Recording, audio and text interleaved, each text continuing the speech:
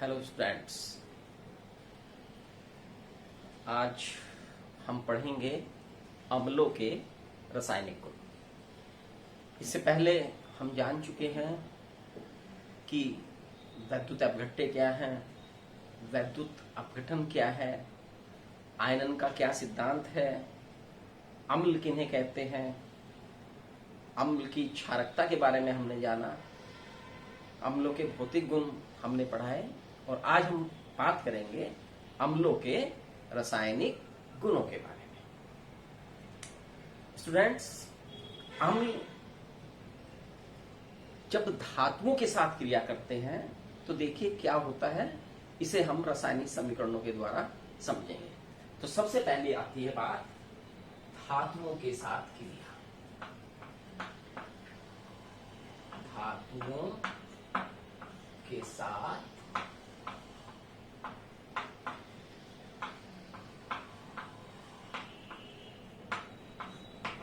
क्रिया। अम्ल धातुओं के साथ क्रिया करके हाइड्रोजन गैस देते हैं। कौन सी गैस देते हैं? हाइड्रोजन गैस देते हैं। जैसे एक धातु मैंने कौन सी धातु लिखी है? जिंक। और यदि मैं इसकी अभिक्रिया कराता हूं, ये है सल्फ्यूरिक अम्ल के साथ, तो ये जिंक जो है लवण बना लेगा, तो ZnSO4 प्लस हाइड्रोजन गैस ये अंदर से मुक्त कर। यह हाइड्रोजन गैस मुक्त हो जाती है। इसे हम हाइड्रोजन गैस को महसूस कर सकते हैं यदि हम एक बर्तन लें, बर्तन में जिंक, कांच का बर्तन, उसमें थोड़ा जिंक डाल दें, एक कॉर्क से मुंह बंद करें बर्तन का, फिसल कीप लगाएं, एक निकास नली लगाएं और ऊपर से H2SO4 डालें, तो उसमें बुलबुलों के रूप में गैस निकलती है, जिसे हम एक साबुन के घोल युक्त अगर जार में इकट्ठा करें तो उसके अंदर से झाग निकलेंगे, बुलबुले निकलते हैं, और जब हम उन्हें तीली से फोड़ते हैं तो पॉप साउंड के द्वारा वो हाइड्रोजन गैस की उपस्थिति का हमें पता लग जाता है। और भी धातुएं हैं, जैसे सोडियम है, सोडियम धातु, ये H2SO4, ये भी लवण बनेगा, Na2SO4 प्लस बैलेंस करेंगे इक्वेशन को, 2 हाइड्रोजन 2 संतुलित। तो इस प्रकार से ये इक्वेशन संतुलित होगी। यानी अम्ल जब भी किसी धातु के साथ क्रिया करेंगे तो क्या बनाएंगे? वो लवण बनाएंगे और हाइड्रोजन गैस देंगे। क्लियर? धातु कोई सी भी हो। क्लियर? चलिए दूसरा, धातु ऑक्साइडों के साथ दूसरी है धातु ऑक्साइडों के साथ अभिक्रिया।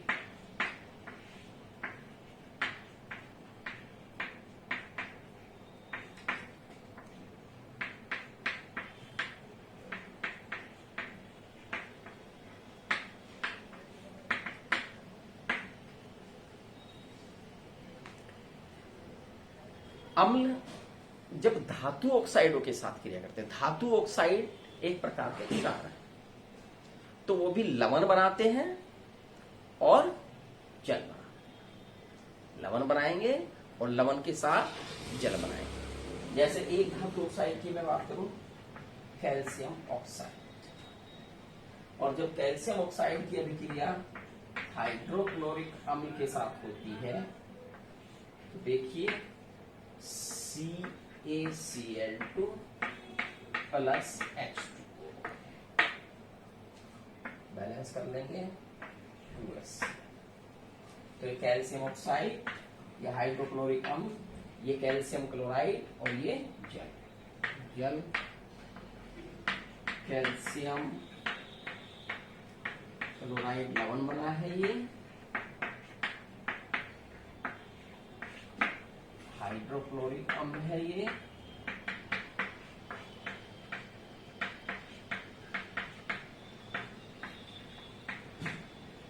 कैल्शियम ऑक्साइड, धातु ऑक्साइड।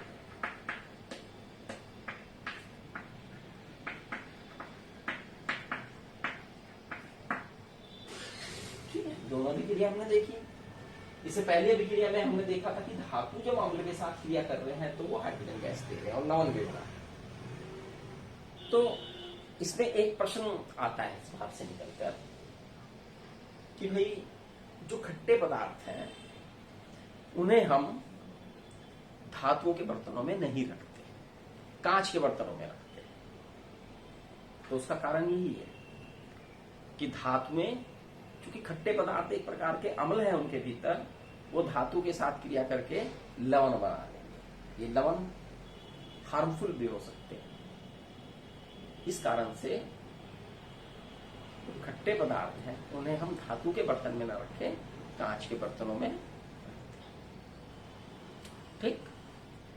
दूसरी अभिक्रिया मैंने बताई थी धातु ऑक्साइड। धातु ऑक्साइड एक प्रकार के क्षारीय होते हैं और जब ये अम्लों के साथ क्रिया करते हैं तो बना रहे हैं लवण और जल। चलिए आगे की अभिक्रियाएं देखते हैं कि अम्ल जो है और क्या अभिक्रियाएं देखते हैं।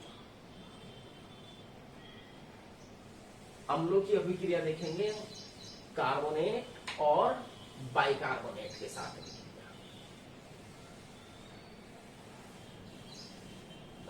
अम्लों की कार्बोनेट और बाइकार्बोनेट के साथ अभिक्रिया। तो तीसरी रिएक्शन हो जाएगी धातु कार्बोनेट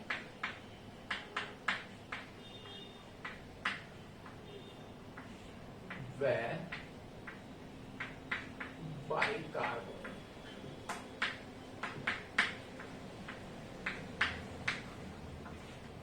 के साथ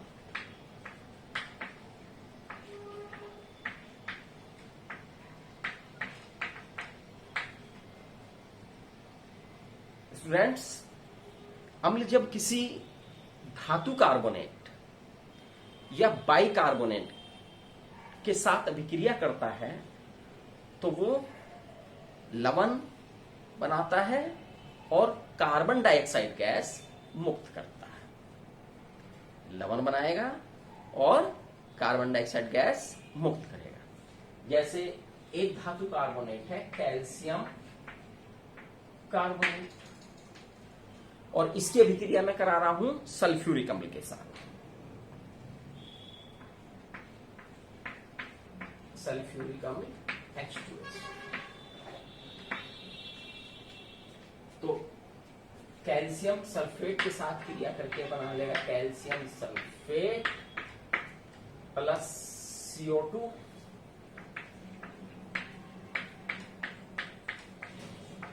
प्लस H2। ठीक है, तो धातु कार्बोनेट था, इसके साथ अभिक्रिया हुई है तो लवण बना है और कार्बन डाइऑक्साइड गैस मुक्त हुई है। ऐसे ही सोडियम कार्बोनेट Na2CO3 और हाइड्रोक्लोरिक अम्ल के साथ यदि मैं इसकी अभिक्रिया कराऊं तो ये NaCl plus CO2 plus question को संतुलित करेंगे। हमने दो है तो पेपर में फिर दो, सोडियम दो हो गए, सोडियम दो है, क्लोरीन दो हो गए, दो करने के लिए क्लोरीन दो हो गए, क्लोरीन पूरे, सोडियम पूरे, हाइड्रोजन दो, हाइड्रोजन दो, कार्बन एक, ऑक्सीजन यहाँ पर 3 और यहाँ पर 2 और 1। समीकरण संतुलित है। तो हम देख रहे हैं कि जब सोडियम कार्बोनेट की अभिक्रिया हाइड्रोक्लोरिक अम्ल के साथ होती है तो एक लवण बनता है सोडियम क्लोराइड और कार्बन डाइऑक्साइड गैस मुक्त होती है। धातु बाइकार्बोनेट के साथ अभिक्रिया जैसे सोडियम बाइकार्बोनेट या सोडियम हाइड्रोजन कार्बन NaHCO3 के साथ अभिक्रिया कराए हम क्या अभिक्रिया बनेगी, यही अभिक्रिया हो जाएगी। SO4 के साथ यदि मैं इसकी अभिक्रिया करा दूं तो ये बन जाएगा Na2SO4 plus H2O plus CO। Equation को संतुलित करेंगे, Na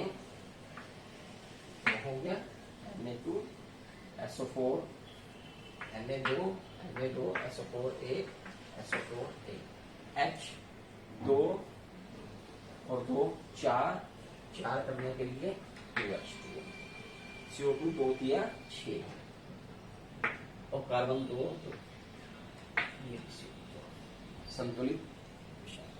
ठीक, तो जब धातु बाइकार्बोनेट, ये सोडियम बाइकार्बोनेट है, सल्फ्यूरिक अम्ल के साथ क्रिया कर रहा है तो बढ़ाना है सोडियम सल्फेट और कार्बन डाइऑक्साइड गैस मुक्त होगी। यदि ये जो कार्बन डाइऑक्साइड गैस मुक्त हुई है, इसे यदि हम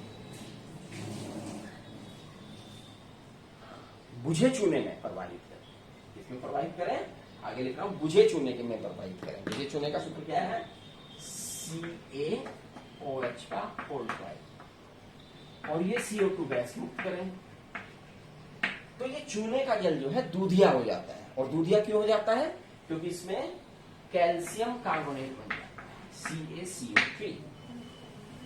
क्या बन जाता है, CaCO3 plus H2O, CaCO2 3 plus H2O। तो इस कैल्शियम कार्बोनेट के कारण चूने का जल जो है दूधिया हो जाता है। और यदि इस गैस को, जो कार्बन डाइऑक्साइड गैस बनी है, हम अधिक देर तक चूने के जल में प्रवाहित करें तो ये दूधिया रंग पुनः रंगहीन हो जाता है। यानी जो इक्वेशन मैंने लिखी है,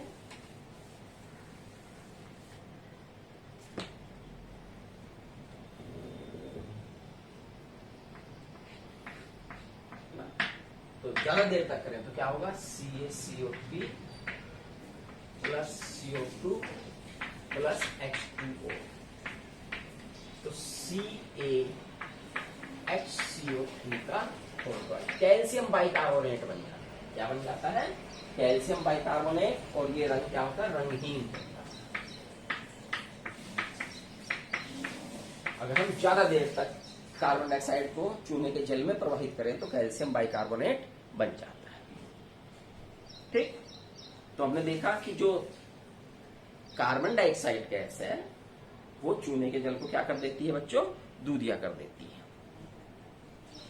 अब एक प्रश्न आता है कि बाजार से जब हम दीवारों पर कली करते हैं तो हम बाजार से क्या खरीद के लाते हैं, चूना।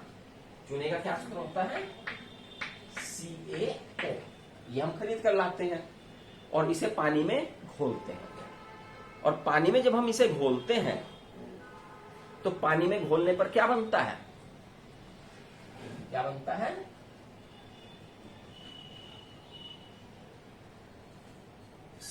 CaOH का होल ट्वाइस। ठीक, और इसे हम दीवारों पर करते हैं, और जब हम कली को दीवारों पर करते हैं तो जब हम करते हैं तब तो उतनी चमक नहीं आती, लेकिन कुछ समय बाद दीवारें चमक जाती है। तो आपको बताना यह है कि वो कौन सा पदार्थ बन जाता है जिससे दीवारें चमकने लगती। क्लियर, चलिए अब हम इससे आगे करेंगे धातु सल्फाइडों के साथ क्रिया।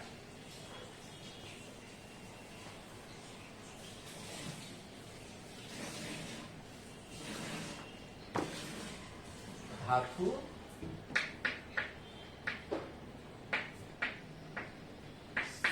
सल्फाइडों के साथ क्रिया। क्या क्रिया होती है धातु सल्फाइडों के साथ, धातु सल्फाइडों के साथ अम्ल क्रिया करके हाइड्रोजन सल्फाइड गैस देते हैं। धातु सल्फाइड जैसे CaS, कैल्शियम सल्फाइड, और हम इसकी अभिक्रिया करा रहे हैं हाइड्रोक्लोरिक अम्ल। तो CaCl2 लवण बना और उसके साथ ही H2S गैस संतुलित करेंगे तो 2HCl। कैल्शियम सल्फाइड हाइड्रोक्लोरिक अम्ल बना है कैल्शियम क्लोराइड और H2S गैस यहाँ पर मुक्त हुई है। तो धातु सल्फाइडों के साथ जब अम्लों की क्रिया होती है तो लवण बनते हैं और लवण के साथ साथ हाइड्रोजन सल्फाइड गैस भी बनती है। तो ये थे अम्लों के कुछ रासायनिक गुण। ठीक, अब हम अम्लों के कुछ उपयोग भी देख लें। अम्लों के उपयोग में अगर हम देखें, जो सल्फ्यूरिक अम्ल है वो जो लेड बैटरी आप इस्तेमाल करते हैं घरों में या वाहनों के अंदर होती है तो उसमें प्रयोग होता है। HCl जो अम्ल है उसका प्रयोग वस्त्र उद्योग में किया जाता है। एसिटिक अम्ल सिरका यानी वो कुछ खाद्य पदार्थों को, अचारों को परिजर्व संरक्षित करने में उसका प्रयोग किया जाता है। HNO3 का उपयोग सोने चांदी के जेवर जो हैं उनकी धुलाई आदि करने में किया जाता है। इसके अलावा और भी अनेक उपयोग हैं जो हम अम्लों के करते हैं। तो इसी के साथ ये तो अम्ल हुआ और अब हम देखेंगे अक्षारक के बारे में।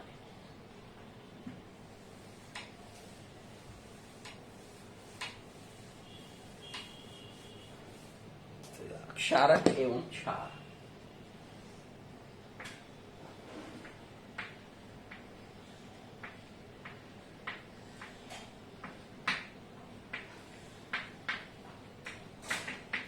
इससे पहले हमने आपको बताया था कि भाई स्वाद के आधार पर परिभाषाएं निर्धारित हुई थी और हमने ये भी बताया था आपको क्षारक वो पदार्थ हैं जो स्वाद में कड़वे होते हैं।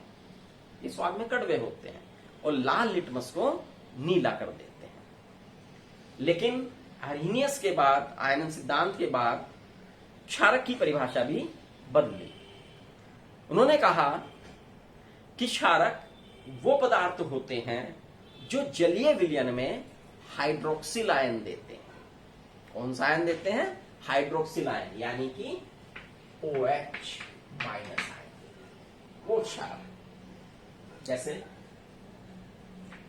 NaOH का जब जलीय विलयन बनाया तो इन्होंने जल में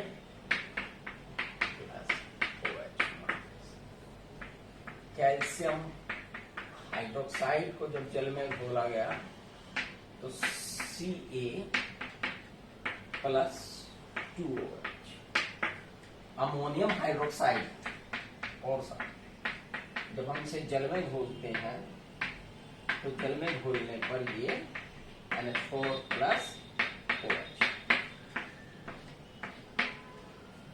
तो आप देख रहे हैं कि क्षारक वो पदार्थ हैं जो जलीय विलयन में क्या दे रहे हैं?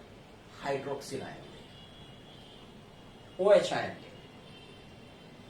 वो सब क्षारक हैं। ये पहचान। अम्ल ने हाइड्रोजन आयन दिए थे या हाइड्रोनियम आयन दिए थे और इन्होंने हाइड्रोक्सिल आयन दिया। आगे बढ़ते हैं इसमें। ठीक है, अब आता है क्षार की अम्लता, क्षारक की अम्लता। इसे यहीं पे क्षारक की अम्लता।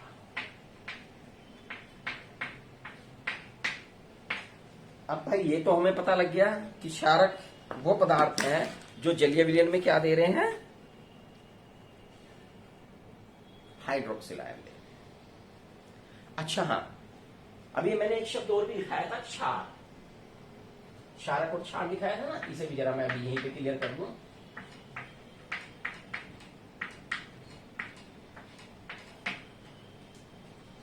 क्षार क्या है फिर? जो क्षारक जल में घुल जाते हैं, वे क्षारक जो जल में घुल जाते हैं क्षार कहलाते हैं। ठीक, जो क्षारक जल में घुल जाए वो क्या कहलाएंगे? क्षार। देखो भाई, क्षारक है, मान लिया एक क्षारक, दो क्षारक, अभी मैं इनके उदाहरण नहीं दे रहा हूं, 3 क्षारक है और ये इनमें से ये क्षारक है। ये पानी में घुल रहा है, ये नहीं घुल रहा है, ये घुल जाता है, ये भी मान लिया घुल जाता है, तो ये 3 घुल रहे हैं, ये नहीं घुल रहा है। तो ये जो जल में घुल गए क्षारक, उन्हें हमने क्या कहा? क्षार। अब इससे एक बात निकल के आती है, सभी जो क्षारक हैं वो क्षार नहीं है, क्योंकि सारे क्षारक जल में नहीं घुल रहे हैं, लेकिन सारे क्षार क्षारक होते हैं। कोई भी क्षार होएगा वो क्षारक में से ही निकलेगा। क्लियर? तो चलिए अब आते हैं क्षारक की अम्लता के बारे में जाने। किसी एक क्षारक में जितने प्रतिस्थापनीय हाइड्रोक्सिल आयन होते हैं, या जितने वो प्रतिस्थापनीय हाइड्रोक्सिल आयन देता है, वही उसकी क्षारकता कहलाती है। जैसे यहां पर हम देखें NaOH में, यहां पर इसने कितने प्रतिस्थापनीय हाइड्रोक्सिल आयन दिए हैं? एक दिया, तो इसकी अम्लता हो गई 1। यहां पर कैल्शियम हाइड्रोक्साइड कितने हाइड्रोक्सिल आयन दे रहा है? 2, तो इसकी अम्लता कितनी हो गई? 2। और ये फिर हाइड्रोक्सिल आयन है, ये कितने दे रहा है? गुना 1 दे रहा है, तो इसकी अम्लता कितनी हो गई? 1। ठीक, इसकी अम्लता 1। क्षारक की अम्लता की जब हम बात करते हैं तो इसका भी सूत्र है, क्षारक का अणुभार बटे क्षारक का तुल्यांकीय भार। क्षारक का अणुभार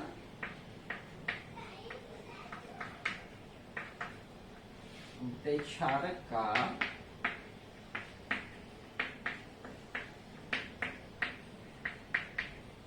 तुल्यांकीय भार। यह क्षारक की अम्लता है। जैसे हमने अम्लों की क्षारकता निकाली थी, तो क्षारकों की अम्लता। लेकिन भाई कुछ क्षारक वो भी तो हैं जिनमें हाइड्रोक्सिल आयन नहीं होता, तो उनकी क्षारकता कैसे निकालें?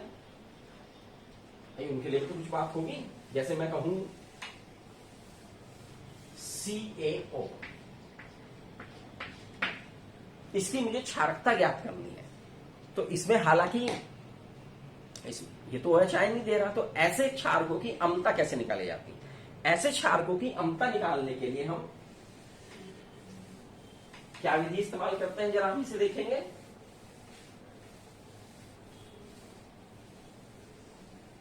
कि भाई कोई भी क्षारक जितने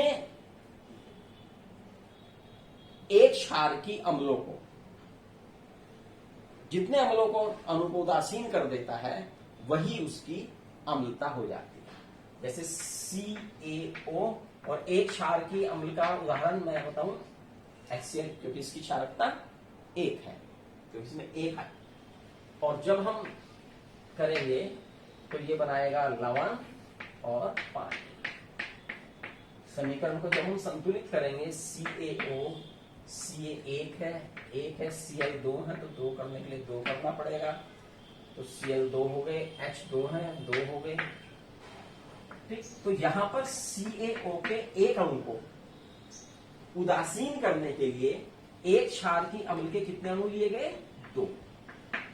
इसके एक अणु को उदासीन कर रहे हैं इसके 2 अणु, तो इसका अर्थ ये हुआ इसकी अम्लता हो गई, CaO की अम्लता हो गई 2।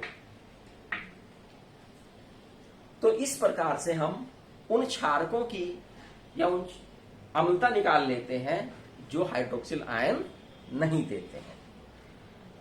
चलिए अब हम इसमें आगे बढ़ते हैं और आगे बात करेंगे प्रबल और दुर्बल क्षार।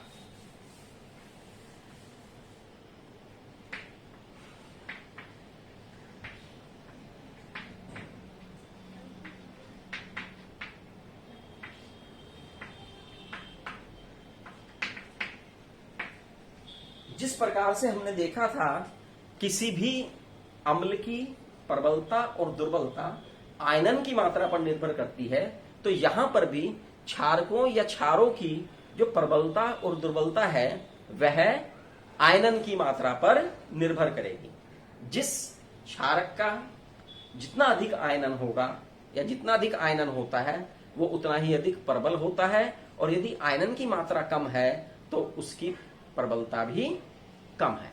जैसे KOH पोटेशियम हाइड्रोक्साइड का आयनन अधिक मात्रा में होता है तो ये एक प्रबल क्षार है। NaOH सोडियम हाइड्रोक्साइड, इसका भी आयनन अधिक मात्रा में होता है तो ये भी एक प्रबल क्षार है। NH4OH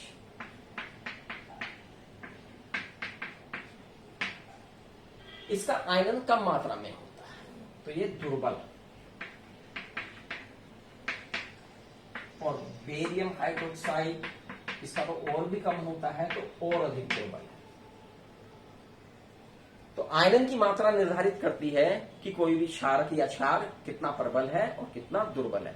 यदि मैं इनकी प्रबलता की श्रेणी बनाऊं तो सबसे अधिक KOH, KOH से कम NaOH, NaOH से कम है NH4OH, NH4OH से कम है बेरियम हाइड्रोक्साइड, सबसे कम। ये क्षारकों की प्रबलता की श्रेणी है। ठीक है, दैट क्लियर? अगर क्लियर हुआ है तो और आगे बढ़े हम इसमें। अब हम बात करेंगे क्षारकों के भौतिक गुण और रासायनिक गुणों के बारे में।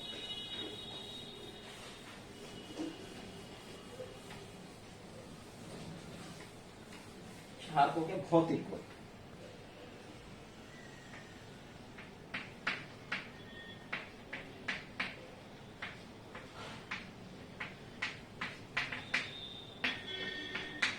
पहला तो यही है कि क्षार स्वाद में कड़वे होते हैं। ये लाल लिटमस को नीला कर देते हैं और ये स्लिपरी होते हैं, कुछ साबुन जैसा ये अनुभव करते हैं। और कुछ जो प्रबल क्षार हैं वो संक्षारक भी होते हैं, त्वचा पर फफोले डाल देते हैं। क्लियर? रासायनिक गुण।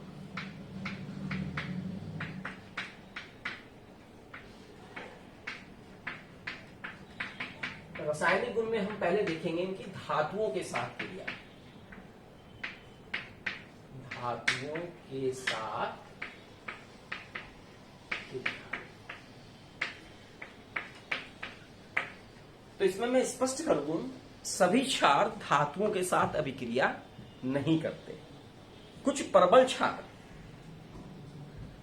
धातुओं के साथ अभिक्रिया करते हैं। प्रबल क्षार जैसे सोडियम हाइड्रोक्साइड एक प्रबल क्षार है, NaOH। और जब इसे जिंक पर डाला जाता है तो Na2 ZnO2 plus H2 balance कर लेंगे। ये कौन है? Sodium hydroxide. सोडियम हाइड्रोक्साइड, ये जिंक, ये सोडियम जिंकेट। ये जो यौगिक बना है इसका नाम क्या है? Sodium zincate. और ये हाइड्रोजन गैस। तो ये सभी क्षार नहीं करते हैं, केवल कुछ क्षार करते हैं जो प्रबल होते हैं। अब दूसरी रिएक्शन है इनकी अधात्विक ऑक्साइडों के साथ की। दूसरे प्रकार से कौन है? अधात्विक ऑक्साइड। अधात्विक जो अधातु है ऑक्साइड, उनके ऑक्साइड के साथ क्षारों की क्या अभिक्रिया होती है? जैसे कार्बन एक अधातु है और कार्बन का ऑक्साइड क्या बना? Carbon dioxide.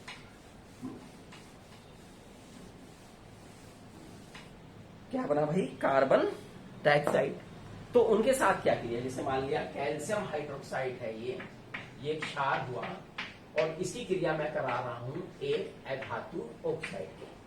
तो एक अधातु ऑक्साइड के साथ जब क्षार की क्रिया होती है वो भी क्या बनाते हैं स्टूडेंट्स? लवण बनाएंगे और जल बनाएंगे। लवण और जल। क्योंकि जो अधात्विक ऑक्साइड होते हैं ये अम्ल की तरह व्यवहार करते हैं और ये क्षार है। तो अम्ल और क्षार जब भी बनेगा तो लवण और पानी बनेगा। तो ये बन जाएगा CaCO3 कैल्शियम कार्बोनेट लवण प्लस पानी।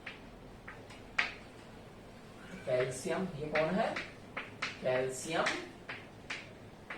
हाइड्रोक्साइड।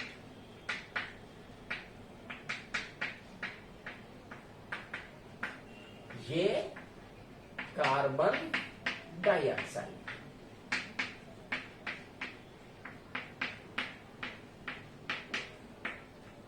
और ये क्या बना?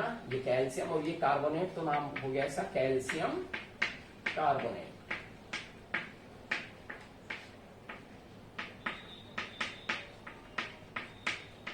और ये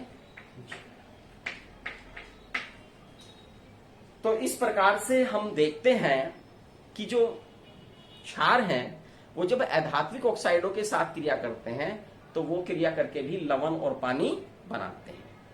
अब क्षार जो है, क्षारीय तेल, क्षार जो है तेलों के साथ जब क्रिया करते हैं तो साबुन बनाते हैं। ये साबुनीकरण क्रिया, इसे आप लेटर ऑन डिटेल में पढ़ेंगे। तो हम जल्दी से क्षारों के उपयोग देख लेते हैं। इनका उपयोग साबुन बनाने में होता है, कृत्रिम रेसे बनाने में होते हैं, ठीक, ब्लीचिंग पाउडर बनाने में होता है और सूखी धुलाई ड्राई क्लीन करने में होता है। तो स्टूडेंट्स आपको अच्छी तरह समझ में आया होगा क्षारों के बारे में। बाकी हम कर लेंगे। धन्यवाद।